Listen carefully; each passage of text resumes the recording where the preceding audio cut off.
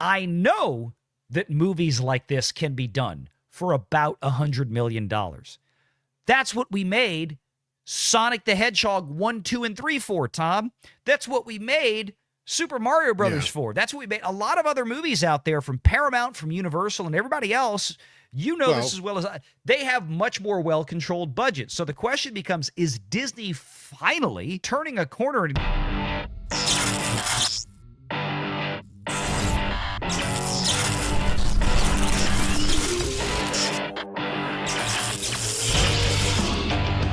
Renegade Online.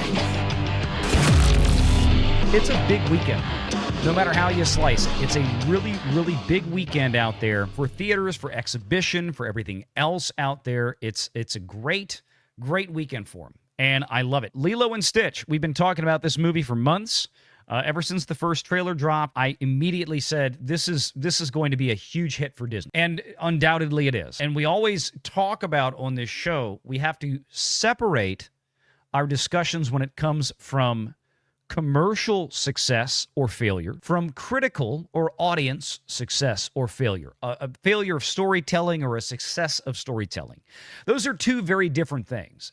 There have been plenty of movies in the past or TV shows in the past that have been great, that were commercial flops that people just didn't watch, didn't care about. Andor, one of those shows, is exactly like that from Disney, where a lot of people that watched it said they loved it, but the audience size for a show that cost $400 million for the second season or somewhere thereabout, absolutely unjustified. Completely unjustified by its pathetically small audience. And that has largely, of course, to do with the fact that Disney has basically broken Star Wars beyond the point of repair, and that audiences, normies, everybody else have checked out. Then there's the other side of things where you've got a bad movie or something that really narratively, storytelling-wise, was nothing spectacular or was just downright poo. I'm sorry to say Minecraft is a great example of one of those things that became a huge commercial success for reasons other than the story itself. Sure, there was a lot of fan service in it and all this kind of stuff, and it got memed to high heaven, but the movie itself, not that great, but it still made almost $1 billion at the retail box office, right? So we've got that dichotomy that we always have to address here. The difference between commercial and critical measurements. Lilo and Stitch, right, is going to undoubtedly be, really arguably already is, a commercial success. This movie right now, as of today on Sunday, this doesn't include, of course, Monday, they're expecting roughly another $40 million for this movie tomorrow. Huge commercial success at the box office. Absolutely no surprise. We called this, and a lot of other people recognize this as well, several months ago. This is one of the most beloved movies and stories that Disney has ever told. Now, the question becomes, did they stick to the story? This is one of the pet peeves I have with the Walt Disney Company and other studios as well when they go into remake world like Disney pretty much exclusively does these days. There's no originality at Disney anymore. There's no creativity at Disney anymore. It's just an absolute wasteland of talent. But all they had to do here was take the original movie that everybody knew, everybody loved, make it again, and it'd be a success. Well, that is the marketing impression that they gave off. The results speak for themselves. $304 million for Lilo and Stitch on its 3-day opening weekend. We're going to have a day 4, of course. It's Memorial Day weekend. We also have something now that we didn't have 20-something years ago when the first iteration of this film came out, which was a cacophony of Thursday previews. Thursday is basically its own day now. Thursday previews, even when they started, used to be maybe 1 or 2 showings. Now it's 6, 8 showings on a Thursday, so it's changed the dynamics of how the measurements are done. And, of course, we put Hollywood through the business and financial lens of reality, so we have to be cognizant of the fact that the way things are done have changed. It's like sports over the years. Basketball, baseball, American football, not soccer, right? Actual American football, the NFL. Games that have changed radically over the years. It's hard to compare quarterbacks of today to quarterbacks of, say, Johnny Unitas' era because the game has changed so radically. Jim Brown, one of the greatest running backs of all time.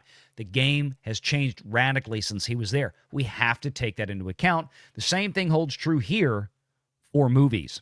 $304 million is one hell of a start, and especially when you consider the fact that this movie is coming in with a reported expenditure And I am cautious about using the word budget because we have extolled the problems of using the word budget on a routine basis here on this program again and again and again. And this is one of the most intelligent, most well-informed audiences that exist anywhere on YouTube when it comes to the business of Hollywood. So far be it for me to insult your intelligence because this is why you're here. But again, we're going to take it at face value in this case. That the spend on this movie was $100 million, which is astonishing to me. Not from an industry standpoint, but from the standpoint of the Walt Disney Company itself, because we know that the Walt Disney Company has a very, very, very well-documented history of this is the budget, but this is what we actually spent. And we know that because of their actual public filings in places like the UK. Now, Lilo and Stitch wasn't made in the UK, so again, the stated budget, according to Hollywood sources like Variety, Deadline, The Hollywood Reporter, $100 million with another $100 million spent in global marketing. So $200 million is the total CapEx, or capital expenditure, by the Walt Disney Company to create this movie and send it into the box office. Well, it's already taken home close to $150 million. So this movie is absolutely on pace to not only break even, but to make Disney a buttload of money, a great ROI, an incredible return on investment. And I know there's a lot of people out there that like to criticize me.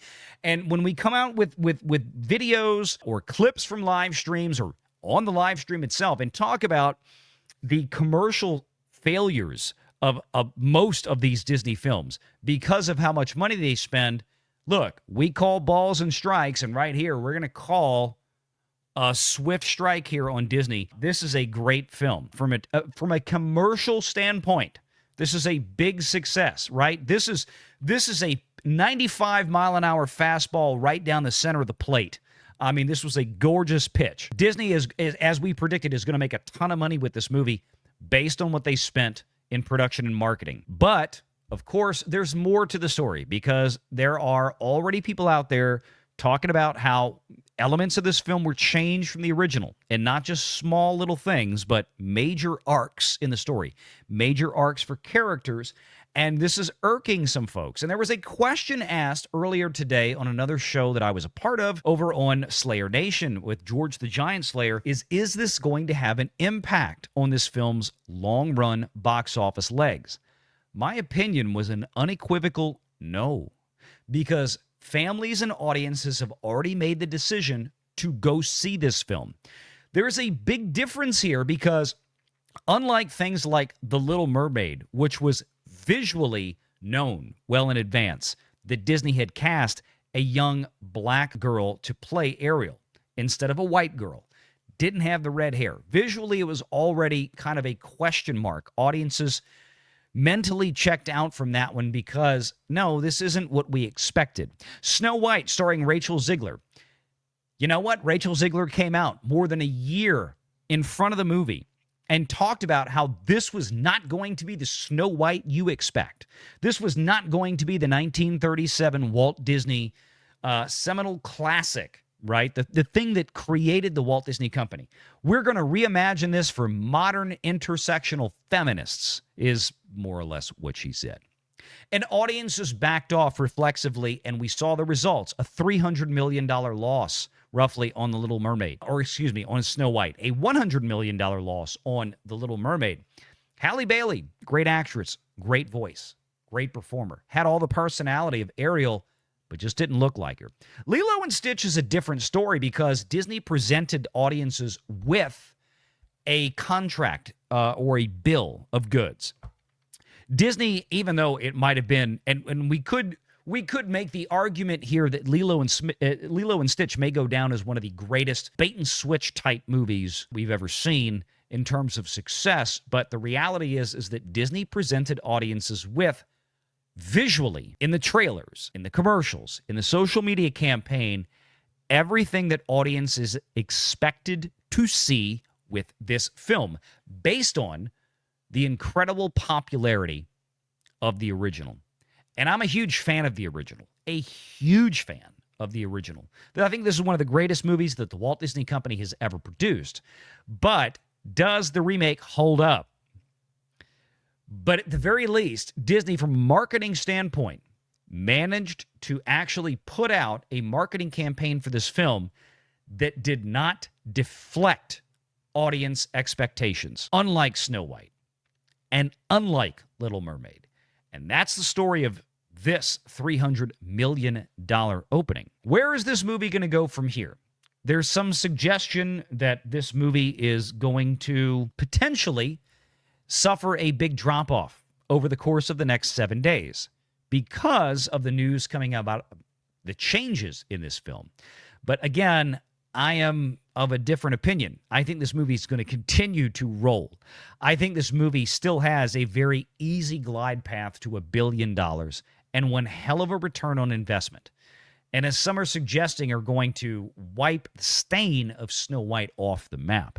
So, okay, Lilo and Stitch. Here's where we're at with Lilo and Stitch. $304 million, Tom. Massive opening weekend. We're expecting another 40 million, roughly, and tomorrow. I believe that budget, by the way. It doesn't sound like you saw the film, so. No, and look, I'm willing to accept it because here's the thing. When this movie was greenlit following Bob Iger's return to Disney, right, the writing was already in the wall. They were already in deep trouble. Everybody could already see the amount of money that Disney was spending on things. Well, I guess this was made for Disney Plus. On top of it, at least it started life as a Disney Plus feature. Exactly. There was that too, but we've seen that before, like Moana 2. Moana 2 was meant for Disney Plus, and then they retrofitted it into a theatrical release. So too, the same thing happened with Lilo and Stitch, but according to what Disney is reporting, and again, absent any other information, I'm willing to go with it because here's the thing. I know that movies like this can be done for about $100 million. That's what we made Sonic the Hedgehog 1, 2, and 3 for, Tom. That's what we made Super Mario Brothers for. That's what we made a lot of other movies out there from Paramount, from Universal, and everybody else. You know this as well as I. They have much more well-controlled budgets. So the question becomes, is Disney finally turning a corner and going, shit? I don't know if this is, I think this is just an exception to the rule because we have Moana coming out here soon, which is actually, I think, budgeted and was shot for theatrical release, right? The live action one. We're getting there, so we'll Larry. See the difference. Yeah.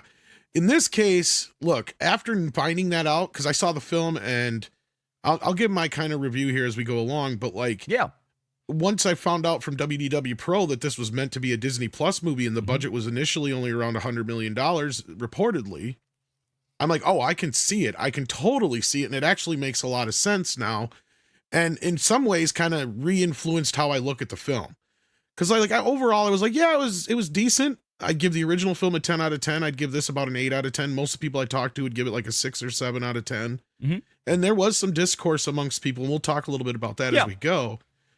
But at the end of the day, the budget was kept down. You don't have a big star in this taking up a big part of the budget, right? Like the biggest star in the movie is Stitch.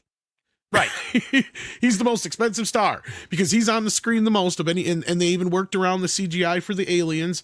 And I know, minor spoilers, yes, it's a big point of contention that Gontu is not part of the story either. Right. So they saved on that part as well as having another character completely removed. But that being said, you can see where the money was spent in this movie. It was all spent on Stitch because he looks the best in the film. Oh, and the trailer that's sold where it. all the money was. Yeah. The trailers absolutely frickin' sold it. Now, here's the thing. And I don't want to dwell on this, Tom, and I'm not trying to argue, be argumentative with it. The only thing I'm going to throw out there, just to put it on the record, and especially for the audience's sake, is that for all the reasons you just mentioned, like all these things that were going to be, it's Disney Plus, but now it's going to be theatrical and all this. Right. And they had original budgets, right? The original spend, the original budget for Moana 2 for D Plus was like $150 million. And then then they shifted it to theatrical. And it's like, well, then that necessitates a whole new set of contracts with the talent and everybody else involved. So we knew that when Moana 2 got to theaters, it was like, okay, well, $150 million was the original greenlit budget, but things changed. drastically. So the only thing I would They throw could have out sunk there, another 20, 25, 30 million to this. I don't know. maybe more. We exactly. We don't. I don't know. see it if they did necessarily though. Well, because, but how yeah. many $200 million Disney productions? Oh, I totally understand. But again, do like you I'm saying, see $200 million worth of production. the big That's- difference is here is you don't have a Gal Gadot. You don't have Robert Downey Jr. You don't Right. have any of these people in this cast that even if you had to renegotiate with, that they're going to require that much more. And that's where I would even probably believe that if they did spend any extra, it was like 25 million. And I heard it's 100 million for the advertising, which I can see. Hell, I believe they spent It's 100. 150. That's because- Variety brought. We're going to get to that Exactly. article. Yeah. So we're looking at this right now. They're basically in the black at this point. For all intents and purposes, they're pretty much there. Yeah, no, They're they getting- are. They are. By tomorrow, they'll have about 350 And I agree with you. million in retail in This the bank. movie is not going to fall off that bad, if at all. Make sure you're subscribed to Valiant Renegade and join us every Sunday at 6 p.m. Eastern for the live show.